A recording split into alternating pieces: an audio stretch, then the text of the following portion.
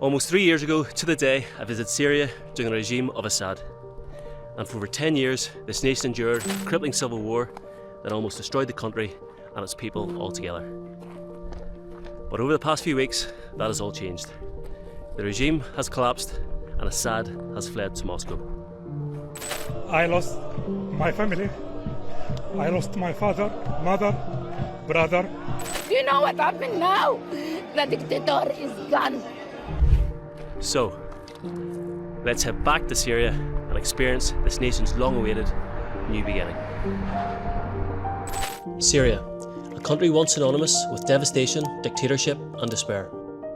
For over 50 years, the Assad regime held the nation in a brutal grip. But now, for the first time in decades, Syria is stepping into uncharted territory. With Assad no longer in power, the regime has fallen, but the scars still remain. The civil war that tore this country apart for nearly 15 years left half the population dead or displaced, and over 80% of the remaining population in poverty. Entire cities were reduced to rubble, and the ripple effects of devastating sanctions, both international and domestic, still haunt the economy and the people to this day. Yet amidst the ruins, life continues and Syria now finds itself at an all-important crossroads. A chance for renewal or the risk of becoming like so many of its neighbours. So what does this new chapter look like for a country with so much history and resilience?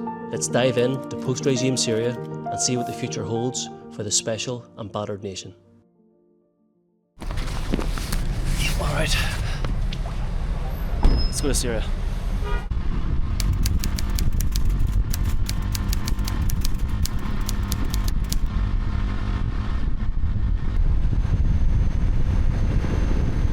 Thank you very much. Ta-ra! Right, here we go. We are not quite in Syria, but that had to be one of probably the most craziest border experiences I've had. You've got people coming across illegally from Lebanon into no man's land. As we can see here, we're just going under. This is the first sign you would have had of Assad driving into Syria. It's quite surreal. I'll tell you what, like, it's a bit sad that it takes a trip to Syria after the fall of Assad to get me excited. Is there going to be a border? Is there going to be a checkpoint? Is there going to be immigration? Who knows? Don't really want to record too much, so let's see if we can get into Syria with no visa.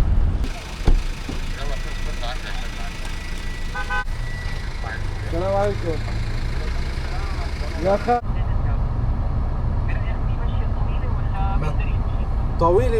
think I'm in the car of the border chief. He's got an AK-47 in the back. Kind of get a little bit of a shock when I open the door and put a bag in. Yes? He's trying to ring. He's trying to get in touch with my guide. Can't understand why I'm here on my own. Well, folks, tell you what an interesting start. I was expecting there to be no border or immigration or anything of the sort, but what I have come across is something you would expect from Afghanistan, a checkpoint of the Taliban, which I don't want to say too loud, but as you can see here, you can see so many people coming back across. Obviously, a lot of people haven't seen their motherland for, it could be since the Civil War, which was maybe 14, 15 years ago. Haven't seen their friends and families. You've seen earlier in the border, you've seen plenty of people crossing illegally, and you've seen obviously their family and loved ones waiting for them, embracing them, crying. So it's a little bit emotional actually. So it's good to see people are allowed to come back, and it's people holding AK-47s. Got a UN vehicle here behind me, which shows you the extent of where we're at here with Syria just at the minute. So it's good to see people finally able to come back into Syria. All right, I think we'll be given the go-ahead. Let's get out of here. Oh, what? My friend, thank you for liberating Syria. Thank you, goodbye. Hey Dave, what's up? Nice to meet you. How's it going? You. I'm fine. How are you? I'm good. I'm good. I'm so sorry, man. We have to walk a little bit because I couldn't get my car inside. It's fine. I think we're expecting to walk anyway. So yeah. I didn't want you to have to walk.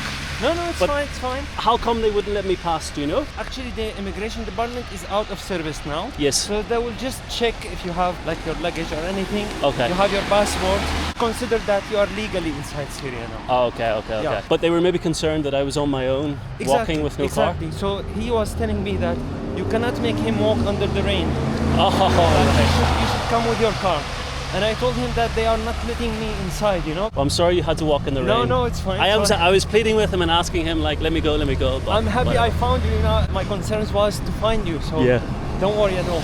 No worries. So this is new then, eh? Yeah, this is newly added. You have here the free market. Tell This you is what to do this. with like the refugees coming back. Yeah, actually during the war between Israel and Hezbollah, the recent war, so people had to go because Israel targeted the south mainly. Okay. So people had to flee to Syria. So because there are a lot of people, you know, People were fleeing from Lebanon, from to Lebanon Syria to Syria, yeah, because during the Assad regime. the Assad regime. So because I mean there were a lot of people Yeah. waiting on the borders because they need to be checked, you know, and there are course. fewer officers here, so they had This to was- wait and This sleep. was the waiting area. And sleep. Oh, was that And long? sleep, yeah. Sleeping as well? Yeah, I mean they had to wait for a long time, you know, because it was really harshly cold outside, Yes. so they needed. Of course. To I go. cannot believe that people were going from Lebanon to Syria during the Assad regime. That shows you how bad it was in Lebanon. Exactly. So one thing you'll see, maybe not so much now or even at this stage because we just crossed the border, is images of the President Assad. And here, this is obviously the first image where you would have seen him, and these have been torn down all around the country. We're going to see lots and lots of these images, and as well as the flag has been replaced, the old red, black and white flag replaced with green, black and white. You can go in. Oh wow, this is the old immigration. I actually remember it, where you would have come in, had your passport stamped. Assalamu alaikum. Oh wow. Absolutely no chance of you being able to get away with this 3-4 weeks ago, whenever the regime was still going. But here you would have had, these are families, other nationalities, and then Arabs and foreigners. I probably would have been in this queuing up, would have had my visa processed and getting it stamped. Wow. It's very surreal. Yeah. It's very surreal to be here. And this is one of the places where you can get your money changed. I got my money changed before the border, obviously, it's better rates. But it's just been deserted. You can tell, just coming in. Imagine standing here, walking in here during the regime.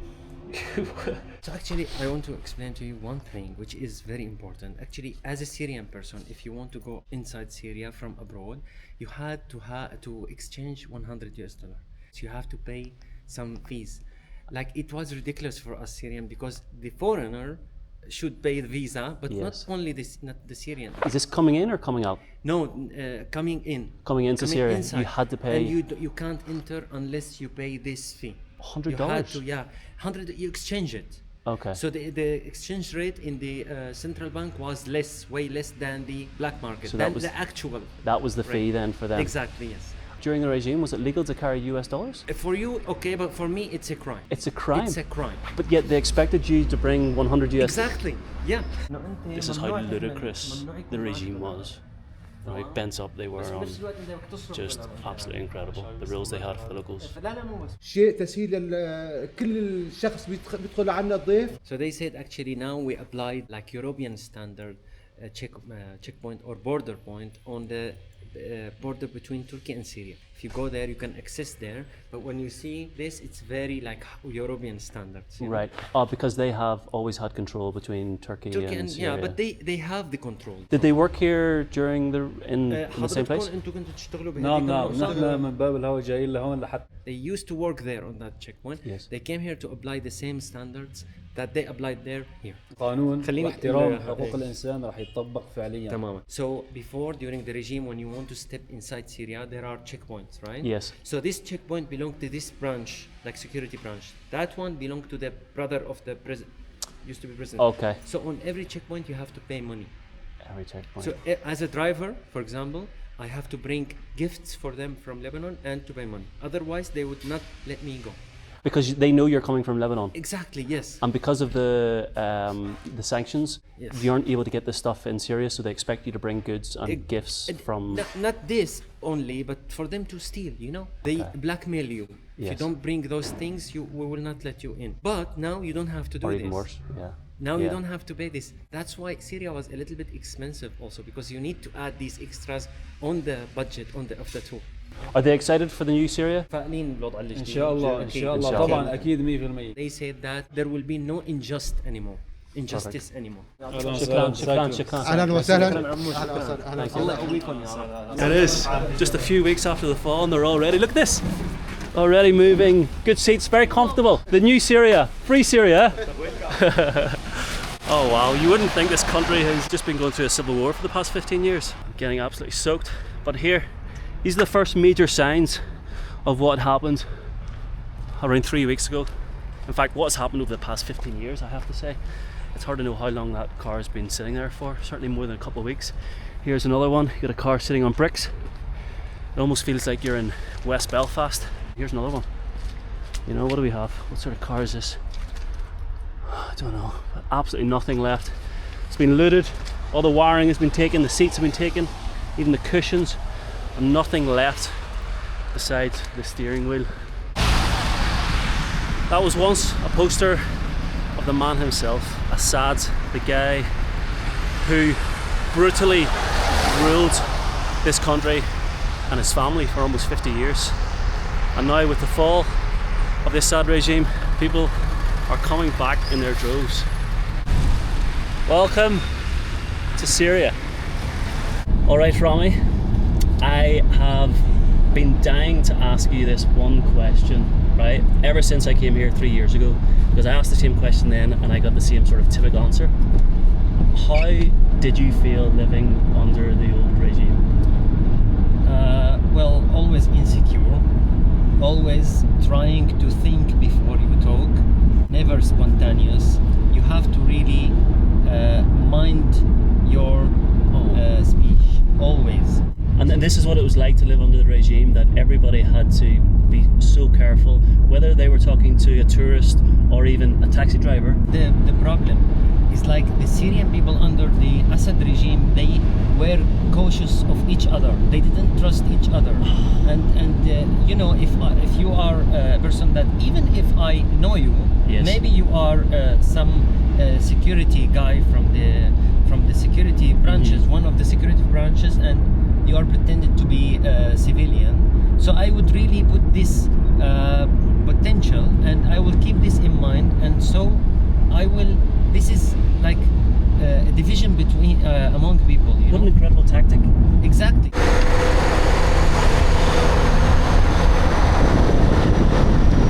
Have a scanner there for the cars. I'll see. And what would this scanner be showing? To detect what's inside the car. And what was so notorious about the checkpoint? Was it because of the corruption of the officials, the Yeah, border? yes. Right.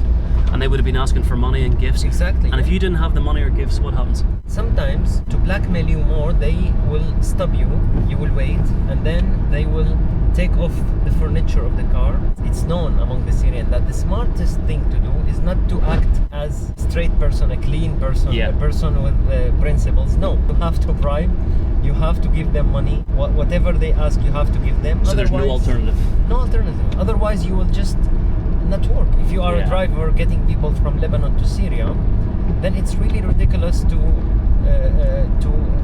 act with principles. You have to be corrupt. You have to be, because someone bribing is corrupt as well, Yeah, right? yeah. If Okay. I am bribing people, I am encouraging corruption. Yeah. So I'm part of it. So that's the government actually, or the Assad regime way of involving people in corruption, so that when you ask for less corruption, you will look at yourself in the mirror and you see, I am corrupt. The more people are corrupt and are involved in it, the more it's accepted. The more And he it's just is part of life. protected. Yes, the more he is protected.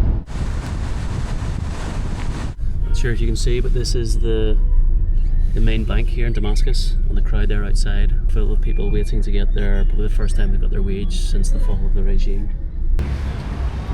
Rami, next time you bring the mini.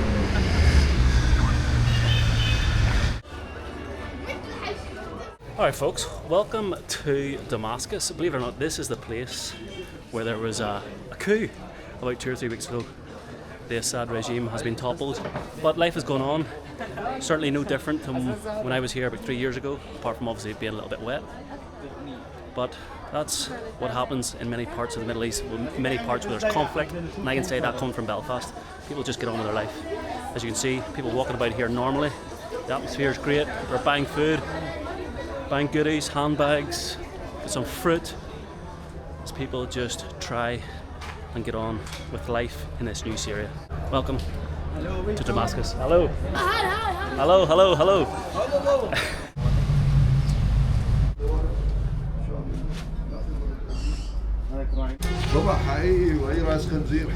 Ahead of big arena. So these are real. These animals are real. All these.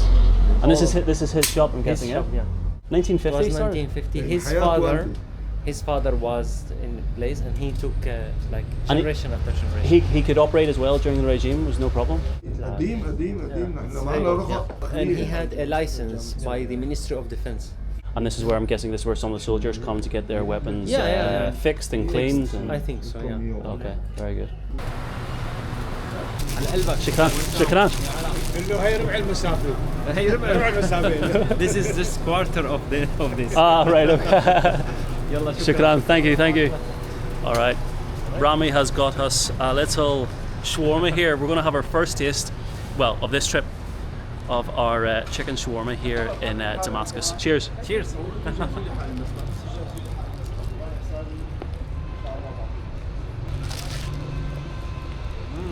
Good, huh? Wow. Whenever you come to Damascus, you have to go to this one. Very good. Very, very nice. So those, you would never see them during the previous regime, because the previous regime prevented them inside, like Bounty, Mars, Snickers, Kit Kat, and so on. And what's the reason for not wanting... These are chocolate bars. This is not like guns and ammunition, exactly, weapons. But it's the idea, he said, that the idea is to support the product, local product. Ah, okay, so they maybe wanted locally made products to be sold and bought and created in Syria, which doesn't really work. Yeah, I mean, it doesn't work. And no. The second thing is like dictating on people, forcing people to do something they don't want. Like, for example, I'm free to choose whether I buy the local product or the foreign product. It's up to me, you know. Does it make you happy now to see you can buy a Kit Kat in Syria? Of course, yeah. It would make me happy too. Bounty. Rami, you mentioned obviously the sanctions. What does Syria and the government who are now in control, what do they need to do to get these sanctions removed? So nowadays they are rebuilding the diplomatic relationship that the previous regime ruined, actually, and pretty much the previous regime had zero diplomatic relationship with the major powers. Yeah. Like that you cannot neglect. That, for example, I never forget the previous Minister of Foreign Affairs. He said that, okay, for us Europe doesn't exist. So he was happy enough to write them off, forget about any help or foreign investment, and just say we will struggle on our own. Yes, exactly. The people who supported the regime, they were not suffering, you know? Okay. Majority of the Syrian people, they suffered, actually. Yeah. Not the regime. More importantly, you need to have a good relationship with your neighbors. Okay. For example, Turkey. You cannot really neglect Turkey. Yeah. We have 900 kilometer borders with Turkey. Turkey is a very powerful economic power. Even in the Middle East, they are really competing with even European countries. So, in this sense, you really cannot ignore Turkey as a major player in the economic landscape. Yeah. So you have to have good relationship with Turkey. The moment you have bad relationship with Turkey, that is when you will have economic hardship. And the same thing applies for the other countries. Israel? Yeah, for example, one of them is Israel. Like, there are talks now of peaceful negotiations and so on. Yeah. We're not sure of this, especially that Israel is invading territories, taking advantage of the vacuum in the power, let's say, and invading some more villages in the south. And the Syrian people, we are all frustrated of what Israel is doing. The second day the regime has fallen, Israel started to really attack the strategic places, the strategic weapons of the Syrian army to destroy everything. Yeah. To understand Syria's current situation, we need to take a look at its recent history. Since 1971, the country has been ruled with an iron fist. First by Hafez al-Assad, a military strongman who ran Syria like his personal fiefdom for 3 decades. Then in 2000 came his son Bashar, an unlikely successor. Originally studying to be an eye doctor in London, he was never meant to rule. But after his older brother's death, he was thrust into power and quickly proved to be just as ruthless.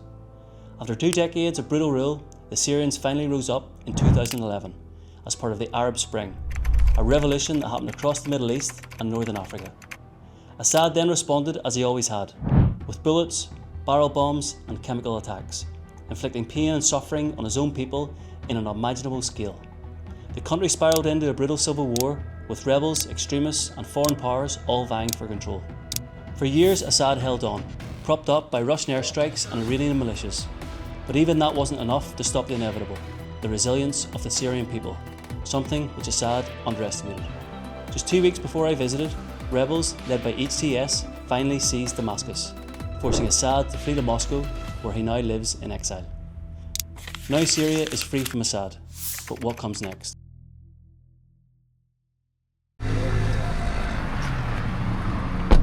Oh my god. The traffic in Damascus is brutal. We've just arrived at, this is one of the Ba'ath branches here, and they've set up a drop-off system for the previous government's soldiers and policemen to come back, hand their weapons in, yes, and then they get some sort of identity card, which means they get immunity from being arrested. So we're going to check it out, see if there's anything going on. There's a huge crowd here actually. I'm not sure what is going on. I don't think they've all got weapons to hand in, but we'll take a little look and see. Now they are just coming here and saying that I was a soldier or I was some employee under the regime. So this is employees just under the give previous. Me the immunity protection. So Wow. if he has this immunity protection card, then they have no right to arrest them or to investigate them or do anything. They give them like 4 days to come and to give up their weapons. A lot of people are really willing to surrender and to just embed themselves within the new system. What is that on my feet? ما حطوا لا احنا فوق احنا حطينا انتوا حطيتوا بقول انه شو هالحراميه المزومين جاي.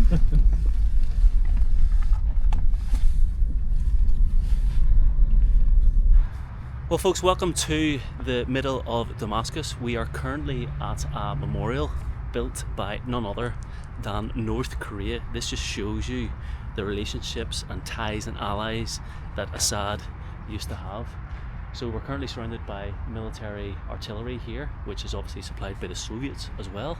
And this is what the Syrians used to invade Israel or take back part of the Golan Heights that Israel took from them. This is something I do want to show you here. This is a little space capsule used by the Soviet Union when they went into space. Believe it or not, it was a Syrian, the first, I think, and the only Syrian that made it into space in this very capsule. So what the rebels and the people of Syria have been doing since the downfall of the regime is take down any remnants, any sign of Assad. It continues to include statues of him and his father. This is his father here, who's been tore down, and the statue used to stand just in front of us here, and they took down his statue, ripped his arm off, which was actually pointing towards Israel to the south, which was a show of defiance and aggression. Yeah, it's Alright. So where are you from? Ireland. Ireland. Nice to meet you. How do you say Ireland in Irlanda. Irlanda. Nice to meet you too. Hello, Salem. Nice to meet you. Nice to meet you. Shukran. Thank Welcome to you. Syria. Thank you very much. Thank you. Thank you.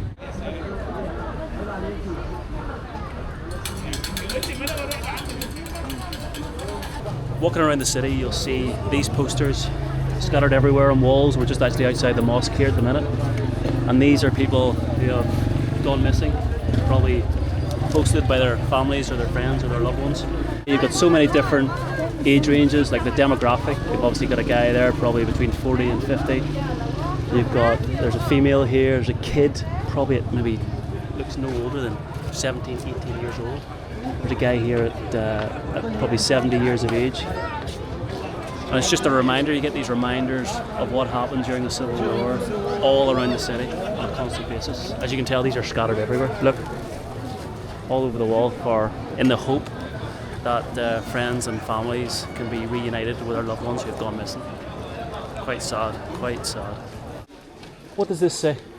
So it says, please share this post. This young man, he left, he was liberated from the prison, but he lost his memory. His name is Amin Muhammad Awad. Well, they're saying he was actually freed or liberated from Yes, the... he was liberated, but he lost his memory, so that's why the family is asking everybody, if you recognize him, please call this number, because he doesn't remember us, you know? Just from the torment and abuse. Yeah. Yeah. Wow. And that's what it can do to you, mentally and physically. Right. أماني I don't want... I don't, جوجو no, no, أماني no. الله Come on, يوفقك come on. أماني كما جوجو مانا Hey. ماني I know... لا ماني Take this. عجال مصن الله وجه What are they singing, Rami? Something related to the revolution, you know? It's like they say, we sacrifice our life for our religion. So we just arrived in Umayyad Mosque, which is, I believe, one of the oldest mosques in Syria, if not the world. And it's where a lot of people, a lot of locals come to celebrate the collapse of the regime. I'm from Ireland. Oh, you are Irish? Yes. You're from Syria? Yes. Yes. Actually, I'm from Syria. And Damascus? Oh, I'm from Raqqa. Oh, okay. Yes. And you lived there all your life? Actually, I live here since 10 years ago. And Yes. you excited about the future of Syria? Of course. It's amazing event that what happened. I like it. And what's your name? Amir. Nice it to meet means you. brains in Arabic. Brains? Yes. I think it's very appropriate. Thank you. Very Thank you. appropriate. Thank you. And how old are you? Actually, I'm 17. 17. Yeah. Very young. Yes. Very smart. Yes. Nice to meet you. Can I take a picture with you? Yes, sure, no problem. Are you a journalist or something? No, I just take videos You're when a I go. visitor? Yeah, visitor. Yes. So second time in Syria. I visited here 3 years ago. And Actually? I wanted to come here now to experience the free Syria because Yes. I know the problems Yes. that experience. The rules, bad rules, it's just too complicated. Incredible, Yes. you know. But it's good to see that sometimes there could be a division whenever there's a change of government. But it seems to be everybody's happy. Yeah, we saw the smile on everybody's faces. Completely. Yes. It's nice to meet you. How is your Arabic? Shui. Nice Nice to meet you. Oh, I think you are engaged. No. This is from my parents. Oh. Yes. So maybe in time, maybe I meet a Syrian wife. Who knows? Yes. Hi, how are you? Hello, I'm good. How are you? I'm fine. Where come from? Come from Ireland. Ireland? Yes. Okay. You're from Syria? Yes. And are you a holiday or you're doing a trip to Damascus? We come every day here. We have some business here, so we come to see the situation now. What do you think about the future of Syria? Irish. It will be Good? much better, yeah. I agree. What do you do for a living? I'm regional sales manager. I'm working okay. in Germany. Did the civil war affect your job at all? No, No? because I'm working outside. Okay. I'm living in Germany. You can speak German? Yes. I can hear the German accent. And what's your name, sorry? Mohammed. Nice to meet you. You're welcome. Pleasure. Are you a to- YouTuber? I do a little bit of YouTube. When I go traveling, I post a few videos. Are you since long time here in Syria? Syria, I'm only here for, I think, 4 or 5 days. This is my second time. Second time? Yeah, second time. So I was here 3 years ago, and then when I heard the regime collapsed, I wanted to come back and experience the new Syria, the free Syria. And it's for me, it's a completely different place. You know, you've got this guy. What do you think now? For me, it doesn't matter what I think. I come here and I see the smiles on this kid's face. I see people like able to talk and communicate and say what they want. For me, that tells me all I need to know. You know, it's for us like we have been born again after 8th of December, because now we feel we are human. We have rights. We can do anything. We have freedom. We have democracy. So I hope that the future will be much better for people, and everyone can decide what he can do, and the land will be open for more business, even from outside. Yeah. And will be business for to rebuild Syria. And so this is our hope. And as you see now, the situation is much better. Yeah. Not like before. But now you see that the people that they are smiling, they have more hope for a future. Well, even when I visited 3 years ago, I felt I had to be careful what to say. Of course. You know, because I was a little bit unsure. You know, I didn't want to get anyone in trouble. You know, so if I was asking maybe a guide or a friend or somebody who maybe I met, I had to be careful because I didn't want to put anybody into a predicament or get anyone else into trouble. Yeah. So it's good now that this is a simple right that every person should have around the world. That finally in 2024, it's taken that long, that Syrians have that right too. As an Irish person, we're on your side. Thank you. So thank you very much for coming here. Thanks to be as a witness to witness this freedom what we have now, and you're welcome. You land Syria, any help you need. Thank you very much. Thank you again. Take care. You too. Thank you. Thank you. Maybe when it's more easy, I can visit you in Ireland. No problem. You give me a text. Thank you. Give me a text. Okay. And keep working at the English. It's perfect. I will get it. Thank you. Teach these two English. Yes, I will. Bye. Oh well, there you go. You have a little bit of an education there. I agree with the man. He said very good things about the Syrians. One of them is like when even if you are inside the crisis, you can really create. Yeah. And even if you are displaced, if you were forced to be displaced to other countries abroad, you still can do something. Completely. Can do business and so on. Agreed. Even here, under the harsh economic situation, people adapted and they just created more jobs and more things. And also the Syrian people are very humble, because even an engineer is ready to work as a taxi driver to just afford for their family. So the Syrian people, they can't just stay like just sitting and waiting. They are really very active and creative. I agree. And this place had an interesting history during the Civil War, as every Friday during the main prayer day of the week, the imams would have had to have first prayed for Assad and the government before continuing on with the rest of their sermon. And there would have been soldiers here who would have kept records, a list of names who were here, who were present, and to make sure that the imams were conducting their sermon as required.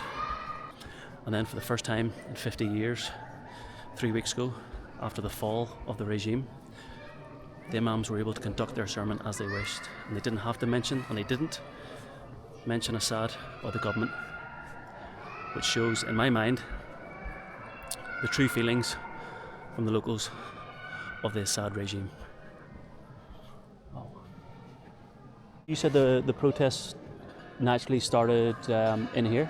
Why was actually in mosques, because during the previous regime, you are not allowed to gather. Any security guy saw people gathering, they will be suspected and they may arrest the whole. So during the revolution, the demonstrations started from the mosques, because on Friday you are gathering spontaneously, natural, right? Okay. So it's a smart way to start the demonstration from the mosque. The people start to demonstrate, they go out from the mosque and they start to shout. So this is where they gather. Okay. So welcome to the chaotic souk here of Damascus. You can really sense the atmosphere. It's so much different than when I was here before. You can see how happy people are, regardless. Damascus. Thank you very much. How are you? Fine. Nice to meet you. From where are you? Ireland. In the north of In the north. Oh, you know the difference? I know all of them. I am a civil engineering. Oh, really? And I live in the Liverpool.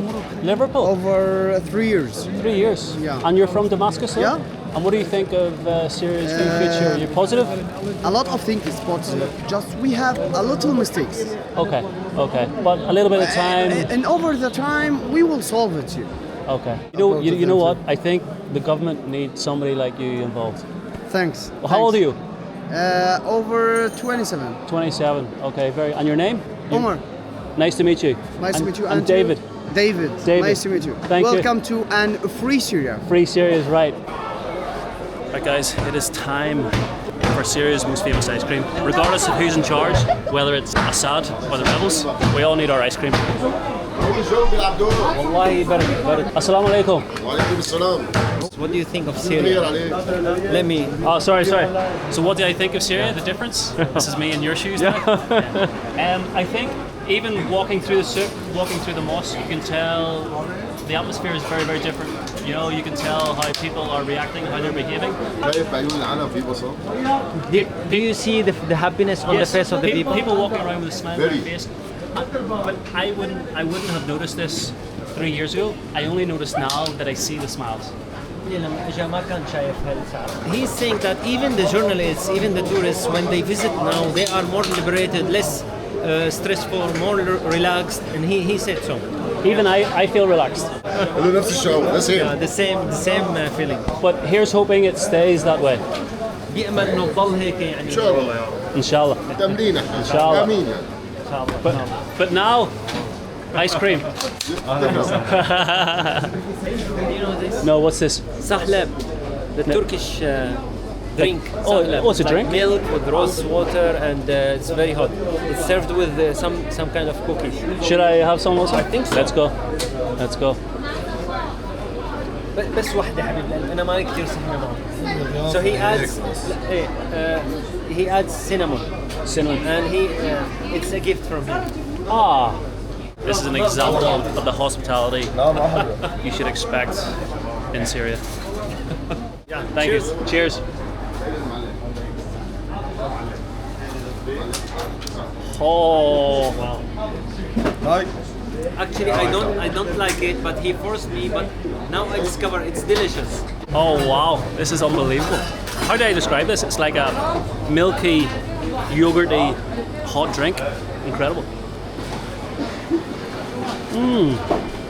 I'll tell you what, this is unbelievable. How was the process done with the ice cream? All the ingredients are put in and then... Yeah, it starts as a liquid, like milk and other components. So this liquid will be poured here after it's cooked. Will pour here, something like this, you know. They will pour it here, and it gets solid. They will hit it to take the shape of a roll.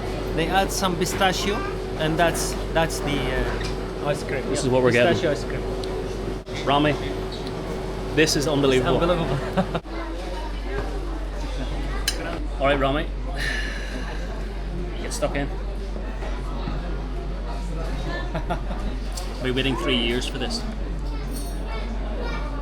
That is incredible.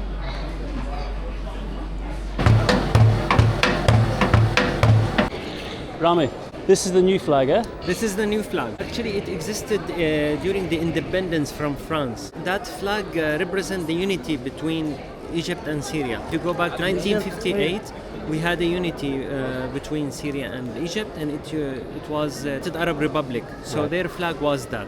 Did you always resent the flag being changed to the red and black and white? No, actually it has nothing to do with the regime, you know. Oh, but this one will be the one for the future, and this is the one. How do you feel about this? It actually represents Syria. So here, for example, the 3 stars, they represent Damascus, Deir ez-Zor, and Aleppo. Yeah, but this is the flag. Yeah, it represents Syria because in the history, it's kind of another independence from the Assad family. Yeah.